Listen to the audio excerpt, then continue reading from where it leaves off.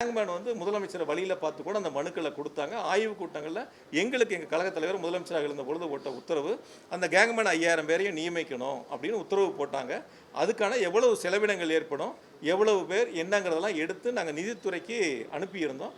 அந்த நிதித்துறைக்கு அனுப்பப்பட்ட கோப்புகளின் மீது தான் இப்போ உத்தரவு வாங்கியிருக்காங்க. நாங்கள் அனுப்பப்பட்ட கோப்புகளின் மீது தான் உத்தரவு வாங்கியிருக்காங்க. இன்னொன்று வந்து 15000 பேர் புதுசாக போஸ்டிங் எடுக்கிறேன்னு சொன்னாங்க. நாங்கள் 2 ப்ரொபோசல் கொடுத்துருந்தோம். ஒன்று 15000, இன்னொரு 10000. 15000 நியமனம் பண்ணால் எவ்வளோ செலவு வரும் வருஷம், 10000 நியமனம் பண்ணால் எவ்வளோ செலவு வரும்னு 2 ப்ரொபோசல் டேஞ்சர்கோல் இருந்துச்சு. அதில் 15000 எடுத்து ஒப்புதல் வாங்கியிருக்கேன்னு சொல்கிறாங்க. சார் நான் ஒன்று கேட்குறேன் சார், 65000 பேர் காலின்னு சொன்னார்ல சார், ஏன் சார் 15000 பேர் எடுக்கிறாரு? 65000 பேர் எடுக்கலாம்ல சார், 65000 பேர் எடுக்கலாம்ல. எடுக்கிறதே எடுக்கிறோம், ஒரே எக்ஸாம் தானே சார். இன்னும் கொஞ்சம் பேருக்கு, நிறைய பேருக்கு அவங்க சொன்ன மாதிரி வந்து வாய்ப்புகளும் கிடைக்கும்ல. ஏன் வெறும் 15000 பேர் மட்டும் இப்போ எடுக்கிறேன்னு சொல்கிறாங்க? முழு காலி பணியிடங்களே நாங்கள் நிரப்புறோன்னு அவர் சொல்லலாம்ல. ஏன் அந்த தைரியம் இல்லாமல் போச்சு? இப்போதைக்கு 15000 சார். ஏஐ 300 எடுத்தால் என்ன, 3000 எடுத்தால் என்ன? என்ன வேகன்சி டிஎன்பிசி கொடுக்க போகிறீங்க, அவங்க எக்ஸாம் நடத்தி செலக்ட் பண்ணி கொடுக்க போகிறாங்க, நம்ம அப்பாயின்மெண்ட் போட போகிறோம், அவ்வளோதானே சார். இப்போ முழுசாக எடுக்க வேண்டியதானே.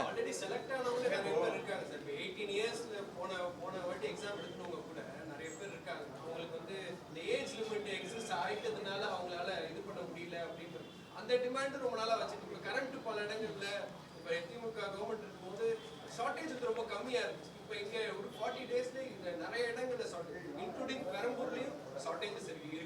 இது எப்படி ரெக்டிஃபை பண்ண போறோம்? சார் உங்களுக்கு தெரிஞ்சிருக்கும், நீங்கள் என்னோட வந்திருப்பீங்க. கடந்த காலங்களில் வந்து நான் அமைச்சராக இருந்தப்போ வந்து ஆர்கே நகர் தொகுதிக்கு நான் நேரில் போயிருந்தேன். அப்போ என்னோட அந்த எம்எல்ஏவும் வந்திருந்தாங்க. அப்போ அவங்க எங்கிட்ட சொன்ன கருத்து என்ன சொன்னாங்கன்னா, 10 மணிக்கு மேலே தான் ஸ்ட்ரீட் லைட்டே போடுவோம். ஏன்னா வீடுகளில் வந்து லைட் ஆஃப் பண்ணதுக்கப்புறம் தான் ஸ்ட்ரீட் லைட்டே எங்களால் போட முடியும்னு சொன்னாங்க. அப்பயே வந்து துறையோட அதிகாரிகளை வர சொல்லி அடுத்த 2 நாளில் அங்கே என்ன தேவைகள்ங்கிறத கம்ப்ளீட்டாக வந்து ஆர்எம்இ போடுறதா இருக்கட்டும், டிரான்ஸ்ஃபார்மர் போடுறதா இருக்கட்டும், முழுமையாக போட்டு பல முறை அவர் அந்த எபினேசர் என்னை பார்க்கும்போது நன்றி சொல்லுவார். முதலமைச்சருக்கு உங்களுக்கு நன்றிங்க, துணை முதலமைச்சருக்கு நன்றிங்க பாரு.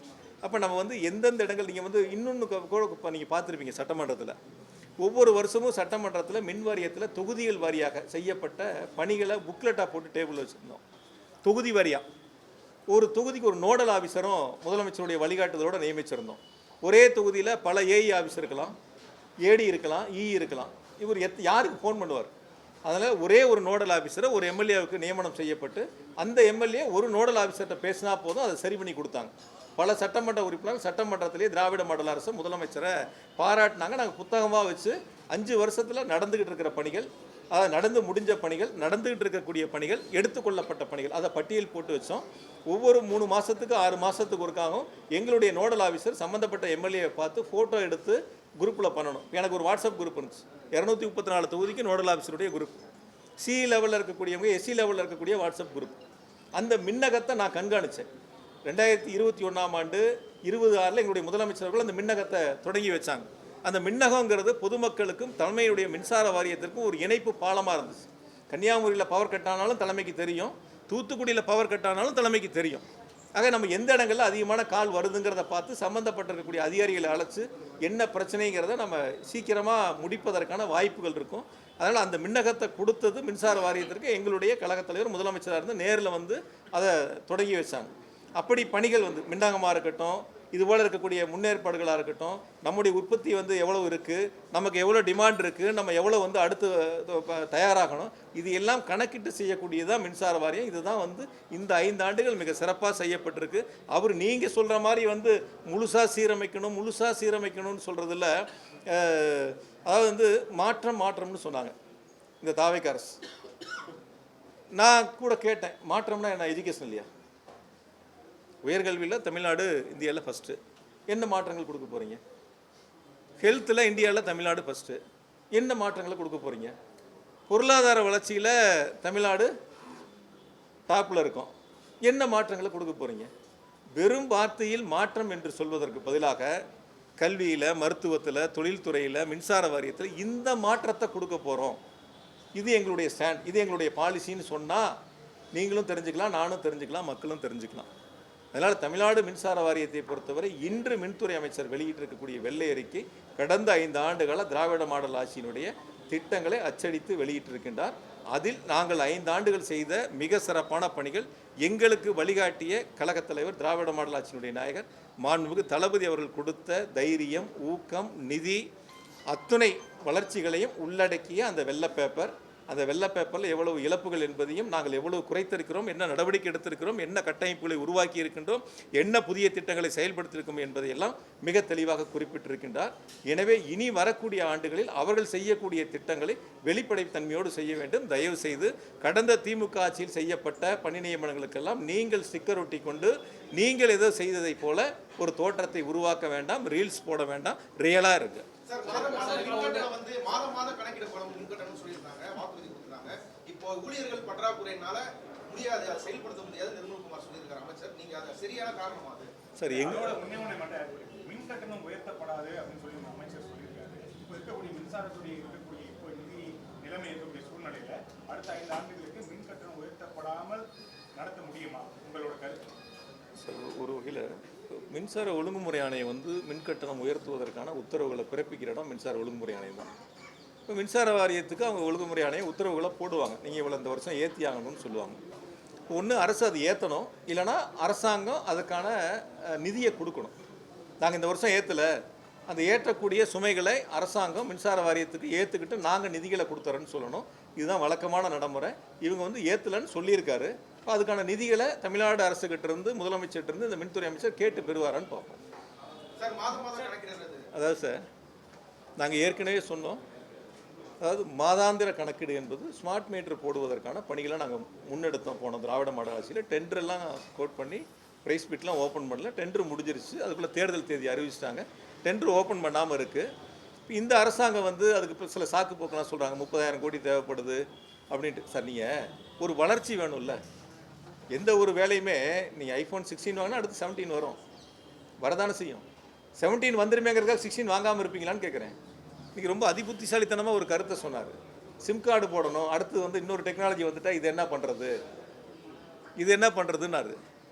இப்போ அடுத்து இன்னொரு லேட்டஸ்ட் மாடல் வருதுங்கிறதுக்காக இந்த மாடலை யாரும் வாங்காமல் இல்லையே, யாரும் பயன்படுத்தாமல் இல்லையே. இப்போ வரக்கூடிய கால சூழ்நிலைக்கு ஏற்ப நம்மளை நம்ம மேம்படுத்திக்கணும். இதுதான் நடைமுறையில் இருக்கக்கூடிய வழக்கமான ஒன்று. அதனால் அவங்க ஒன்றும் ஸ்மார்ட் மீட்டர் போடுறேன்னு சொல்லணும், இல்லை போடலைன்னு சொல்லணும். 30,000 கோடி வந்து கூடுதலாக செலவு ஏற்படும், அதனால் வந்து நாங்கள் பார்த்துட்டு அப்புறம் செய்கிறேன்னு சொல்லியிருக்காங்க.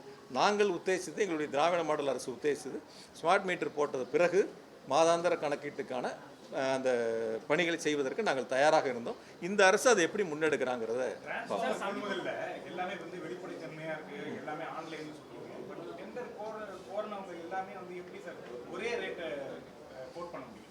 சார், அதாவது வந்து இப்போ 2020-21 கூட ஒரு டெண்டர் போட்டிருக்காங்க. அதுக்கு முன்னாடியும் போன அதிமுக ஆட்சியிலையும் டெண்டர் போட்டிருக்காங்க. அதாவது L1, L2 இவங்க எல்லாம் ஒரே விலைப்புள்ளிகளை கோருகிறார்கள் என்பது நமக்கு முக்கியம் இல்லை. அவங்க எப்படி வேணாலும் கோட் பண்ணலாம். அதற்கு பிறகு அவங்களை அழைத்து எவ்வளோ ரேட்டு குறைக்கிறாங்க அப்படிங்கிறது தான். இப்போ L1 ஒருத்தர் இருப்பாங்க, L2 25 பேர் இருப்பாங்க, L2 25 பேர் இருப்பாங்க, 25 பேர் இருப்பாங்க. அப்போ அந்த L2 L1 ரேட்டை மேட்ச் பண்ணால் அந்த 25 பேர்த்துக்கும் அவங்களுக்கான பியூ ஆர்டர் கிடைக்கும். ஒரு 2000 டிரான்ஸ்ஃபார்மர் வேணும்னா ஒருத்தரே 2000 சப்ளை பண்ண மாட்டாங்க, ஒருத்தருக்கே அந்த ஆர்டர் கொடுக்க முடியாது. யாரெல்லாம் டெண்டர் அட்டன் பண்ணாங்களோ, யாரெல்லாம் அந்த ரேட்டு ப்ரைஸை குறைச்சி ஒத்துக்கிட்டாங்களோ அவங்களுக்கு அந்த டெண்டரை பிரித்து கொடுப்பாங்க. ஒருத்தர் 100 எடுத்துக்குவார், ஒருத்தர் 200 எடுத்துக்குவார், ஒருத்தர் 500 எடுத்துக்குவார். அவர்களுடைய அவங்க எவ்வளோ வந்து சப்ளை பண்ண முடியுமோ அந்த திறனுக்கு ஏற்ப அவங்க அந்த உத்தரவு வாங்குவாங்க. அதனால் கடந்த காலங்களில் இது போன்ற நடைமுறைகள் இருந்திருக்கின்றன. இது மாதிரி L1, L2 எல்லாமே வந்து ஒரே ரேட்டை கோட் பண்ண வரலாறுகள் இருக்கின்றன. அதுதான் இப்பயும் நடந்திருக்கு. அதனால் அதில் எந்த விதமான தவறுகளும் இல்லை. நம்மளை பொறுத்த வரைக்கும் விலை குறைச்சிருக்காங்களா, விலை கூட இருக்கா, மற்ற மாநிலங்களை விட கூட இருக்கா, இதில் ஏதாவது தவறு நடந்திருக்கா, இதுதான். இதுக்கு தான் இத்தனை கமிட்டி இருக்குது, இத்தனை அதிகாரிகள் இருக்காங்க. இவங்க அதுக்கப்புறம் ஆடிட் இருக்குது. இதில் எல்லாம் நடக்காத வந்து இந்த அமைச்சர் வந்து கண்டுபிடிச்சி ஏதோ வந்து தவறு நடந்திருக்கு 44,000 மின்மாற்றிகள். தயவு செஞ்சு அவர் 2க்கான கண்டிஷன் இருக்குது, இது 2ஐயும் அவர் ஒப்பிட்டு பார்த்து பொதுவெளியில் சொல்லணும். சரி, இப்போ வந்து டெண்டர் வந்து ஆன்லைனில் தான் கோட் பண்ண போகிறோம்னு சொல்கிறாரு. ஏற்கனவே ஆன்லைனில் தான் அது இருக்குது. டிஎன்பிசி மூலம் தான் ஆட்களை தேர்வு செய்ய போகிறோம்னு சொல்கிறாரு. ஏற்கனவே டிஎன்பிசி மூலம் தான் தேர்வு பண்ணாங்க. அதிமுக ஆட்சியில் மின்வாரியமே தேர்வு நடத்தி பொறியாளர்களை தேர்வு பண்ணாங்க. அந்த திமுக ஆட்சி வந்து டிஎன்பிசிங்கிற முறையை மாற்றுறீங்க. அதே இதை புதுசாக சொல்கிற மாதிரி ஒரு விஷயத்தை சொல்கிறாங்க. இந்த 5 வருஷம் திமுக ஆட்சியில் பண்ணுறதுக்கு 2011 21 வரை அதிமுக ஆட்சியில் நடந்த மின்விசை திட்டங்களை பற்றியோ அதை பற்றி வெள்ளை அறிக்கையில் குறிப்பிட்டு பேசல. ஆனால் இந்த 5 வருஷத்தை பற்றி பேசுறதுக்கான காரணம் என்ன? அதாவது இந்த 34,000 கோடி இழப்பை பற்றி ரொம்ப பெருசாக பேசினார் நீ கேட்ட மாதிரி. அந்த 56,000 கோடி இழப்பு, 58,000 கோடி பற்றி ஒன்றும் பெருசாக பேசலை. அப்படியே ஒரு வரியில் அதை ஒரு வார்த்தையில் கடந்து போயிட்டாங்க. சரி பரவாயில்ல, அவருடைய எண்ணங்கள் வந்து திமுக மீது பழி போடணும், திமுக 5 வருஷம் திமுக அரசின் மீது பழி போடணும், திமுகவில் ஏதோ ஒரு தவறுகள் நடந்து விட்டதைப் போல ஒரு தோற்றத்தை உருவாக்கணும். அதுக்கான முயற்சிகளை தான் இன்றைய தாவேக அரசு எடுக்குது. அதுக்கு அவங்க பயன்படுத்தக்கூடிய சில வார்த்தைகளை பயன்படுத்துகிறாங்க. நான் தான் இப்போ முன்னாடி சொன்னேன், நான் சோலாராக இருக்கட்டும், மற்ற விஷயங்களாக இருக்கட்டும், அவங்க சொல்கிறதுக்கான ஆதாரத்தை கொடுக்கலன்னா நாங்கள் சட்டப்படி சந்திப்போம்னு சொல்லியிருக்கேன். அதனால் இனி வரக்கூடிய நாட்களில் அது மாதிரி வந்து தவறுதலாக சொன்னால், ஆதாரம் இல்லாமல் சொன்னால் நிச்சயமாக நாங்கள் வேடிக்கை பார்க்க மாட்டோம், பொறுத்திருக்க மாட்டோம், சட்டப்படி சந்திப்போம். முதலமைச்சருடைய பதிலுரையில் மின்வெட்டை பற்றி பேசும்போது சிலர் வேண்டுமென்றே சூழ்ச்சி செய்து இந்த மின்வெட்டை ஏற்படுத்துறாங்கன்னு அந்த ஒரு பேச்சை வந்து பேசினாங்க. அதுக்கு உங்க பதில் என்ன? இப்ப இருக்கக்கூடிய மின்வெட்டுக்கு அவங்க அரசியல் காரணம் வைக்கிறாங்க. இதுக்கு இப்ப நடைபெறக்கூடிய மின்வெட்டுக்கு காரணம் என்ன நீங்க நினைக்கிறீங்க? பியூஸ் கேரியர் திருட்டு போறது, சில கருப்பாடுகள் இருக்கிறது அப்படிலாம் சொல்றாங்க. அதாவது மின்வாரியத்தில் பணிபுரியக்கூடியவர்களில் கருப்பாடுகள் இருக்குனர், அப்புறம் 1% கருப்பாடுனர், 100% இருக்கிற இடங்களில் 1% கருப்பு யாருன்னு கண்டுபிடிக்க முடியாதா? கண்டுபிடிக்கலாமா? கண்டுபிடிக்க முடியாதா? 100 பேர் வேலை செய்கிற இடங்களில் ஒருத்தர் தவறு பண்ணால் யார் அந்த தவறு பண்ணுறான்னு கண்டுபிடிச்சி நடவடிக்கை எடுக்க வேண்டியது அரசினுடைய கடமை, துறையினுடைய கடமை. அப்போ நான் முன்னாடி சொன்னேன், இரவு பகல் பாராமல், மழை வெயில் பார்க்காம, நேரங்காலம் பார்க்காம உழைக்கக்கூடியவங்க மின் வாரியத்தில் பணிபுரியக்கூடிய பணியாளர்கள், அதிகாரிகள். இப்போ அவங்கள கருப்பு ஆடுன்னு குற்றம் சொல்கிறார். இப்போ அவங்கள வச்சு தான் நம்ம அந்த மின் விநியோகத்தை செய்கிறோம். இப்போ அந்த கருப்பாடுகளை கண்டுபிடிச்சு நடவடிக்கை எடுக்க முடியலன்னா அப்போ அவர் சொன்னது தவறு. அவர் தவறான கருத்தை, பொய்யான கருத்தை முன் வச்சிருக்கார். அது ஒன்று. இப்போ சட்டமன்றத்தில் நாங்கள் சொன்னோம், ஃபியூஸ் கேரியர் திருட்டு போச்சுன்னு ஒரு கருத்தை சொன்னார். பகலில் திருட்டு போன வீடியோவுக்கு இரவுல மின்தடை ஏற்படுதுன்னு சொன்னோம். இப்போ நான் சொன்னேன், பெரம்பூரில் 260 RMU போட்டிருக்கிறோம் போன 5 வருஷத்துலேன்னு சொன்னோம்.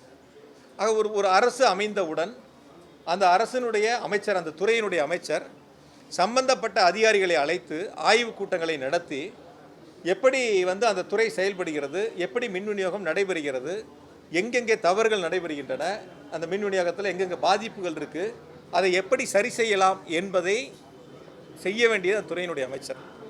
நான் சட்டமன்றத்தில் கேட்டேன், இது வரைக்கும் வந்து நீங்கள் மீட்டிங் நடத்தலன்னு சொன்னேன்.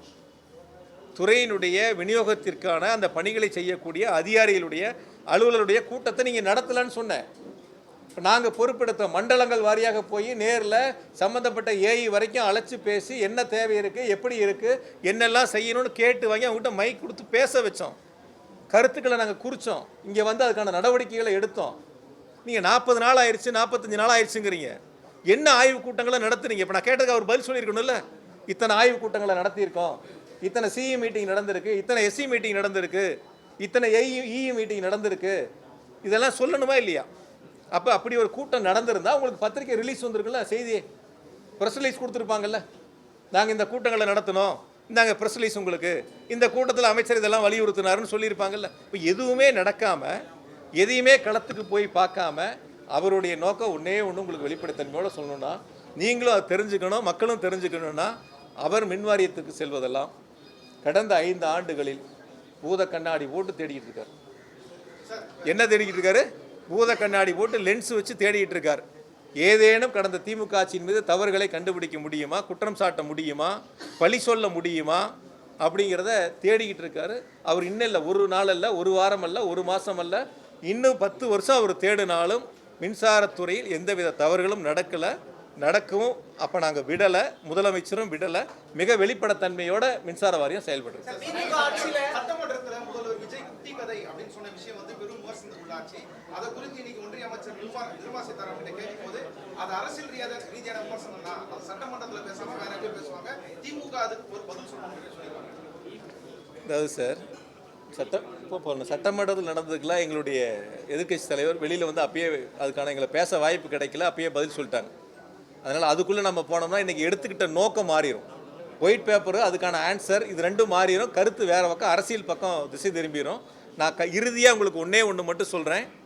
அதாவது 58,000 கோடி 5 ஆண்டுகளில் மின்சார வாரியம் நஷ்டம், இழப்பு என்ற சூழலை கடந்த ஆண்டு 933 கோடி ரூபாய் அளவிற்கு குறைப்பதற்கு முழு முதல் காரணம் எங்களுடைய கழகத் தலைவர், திராவிட மாடல் ஆட்சியினுடைய நாயகர் மாண்புமிகு தளபதி அவர்கள் தான்.